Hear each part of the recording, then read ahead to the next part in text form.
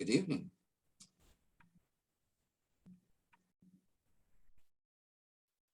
Emotional intelligence is a word or a phrase that keeps coming up while I'm doing research for the 5% and also for authenticity and teaching more about authenticity. But what is it? Is it some label snooty intellectuals claim for themselves? Is it some attribute successful business leaders use to pat themselves on the back? Well, that may happen. And if so, they are showing a lack of holistic emotional intelligence. They're just using emotional intelligence as an excuse for being arrogant and looking down their nose on lesser humans. So what is emotional intelligence? Emotional intelligence is the capacity to be aware of, control, and express one's emotions, and to handle interpersonal communications and relationships judiciously and empathetically. Emotional intelligence is the capacity to be aware of, control, and express one's emotions, and to handle interpersonal relationships judiciously and empathetically. Now, that sounds like the 5%. It certainly sounds like what the 5% is calling for our national politicians, our national political conversation to become. Being aware of, controlling, and expressing one's emotions, handling interpersonal and political relationships judiciously and with empathy. By the way, judiciously means having, showing, or done with good judgment or sense. Having, showing, or done with good judgment or sense. I like that. I like that a lot. So emotional intelligence, yeah, I'll have to be honest. Sometimes I get judgmental and want to call the political power players emotional dummies. Emotionally dumb. Well, being aware of, controlling, and expressing one's emotions, handling interpersonal and political relationships judiciously and with empathy. Oh, that sounds like being authentic as well. Imagine political conversations in which you and the person you are talking with are speaking from a deep interior authenticity and so are aware of, controlling, and expressing your emotions while displaying good judgment towards each other and making sense. Imagine politicians speaking from a deep interior authenticity, and so they are being aware of and controlling and expressing their emotions, but displaying good judgment towards each other and doing problem solving.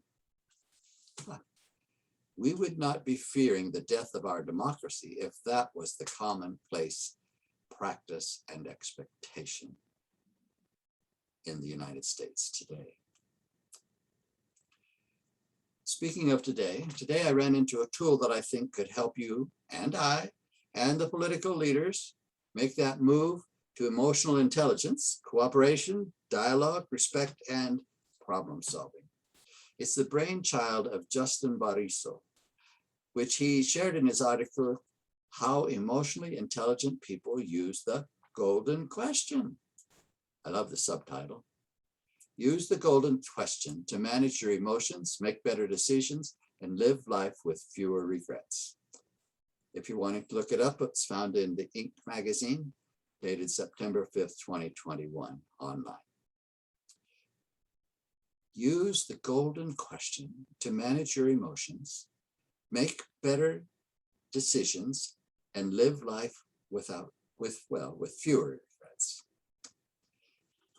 You see, the golden question is actually 5 questions in one, and it goes like this. When you need to make a decision under emotional circumstances, ask yourself, how will I feel about this in a day, in a week, in a month, in a year, in 5 years? How will I feel about this in a day, a week, a month, a year, and 5 years?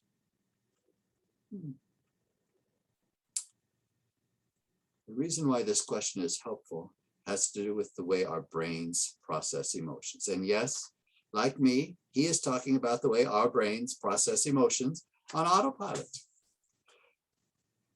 When it comes to the capacity to plan, organize, and exercise self-control, we typically engage the frontal lobes, the largest part of our brain.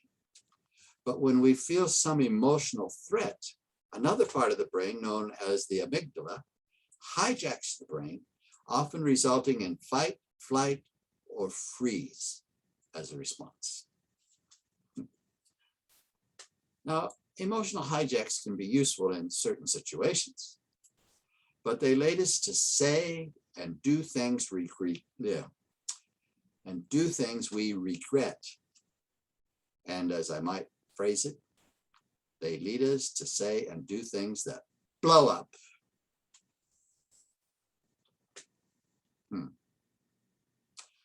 So here's where the golden question comes in.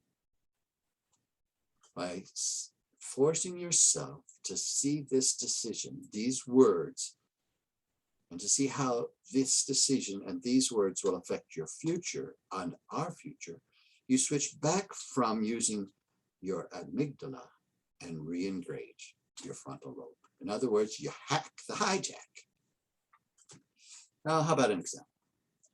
Say you have told your boss you are resigning to start a business of your own, a risky situation bound to leave some financial pitfalls on the front end. The boss counters with an offer, offering you a significant raise if you'll stay. You're conflicted. Before agreeing to your boss's offer, you ask yourself, how will I feel about this in a day?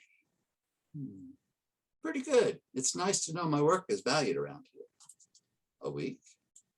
Not bad. Time to plan on how to spend my money. A month? Extra money is nice, but I'm not even sure it's worth it. A year? Ugh, I hate this job. 5 years. I can't believe I never started that business. Where would I be by now if I did? How about a second example? Let's say you're in a great relationship that makes you happy. You and your significant other have your moments like everyone, but nothing you haven't been able to work through. But today is a bad day for both of you. Your partner makes a cutting remark, and you're tempted to respond with something you know will hurt them. Before you do, ask yourself, how will I feel about this in a day? Not good, but he or she deserved it. In a week? Wow, this is the longest fight we've ever had. A month? Maybe I shouldn't have said what I said. A year? I can't believe we're breaking up. 5 years? I wish I could have that day back. We, as we the 5%, seek to change. Let's get that straight now. As we the 5% seek to be the change we wish to see, the golden approach, the golden question, is a great way to approach our own political conversations. It's a great way to help people decide which way to say something. It's a great way from preventing us from doing something that will only perpetuate the current status quo with us, them, fight, flight, and political freeze that is currently happening at every level. Of course, we've all made mistakes. We may well make mistakes in the future, but you shouldn't dwell on the shoulda, coulda, woulda, or shouldn't haves. You need to ask the golden question. And that's what makes the golden question so special. It gives you a glimpse into the future, so you can have a second chance at the present. So the next time you're faced with an emotional political situation, use the golden question to manage your emotions, make better decisions, and live with fewer regrets. Use the golden question to demonstrate cooperation, dialogue, respect, and problem solving. And let's communicate to the politicians in the broken political system that we expect them to do the same. Let's make the golden question and cooperation, dialogue, respect, and problem solving the new way of doing politics in the United States of America.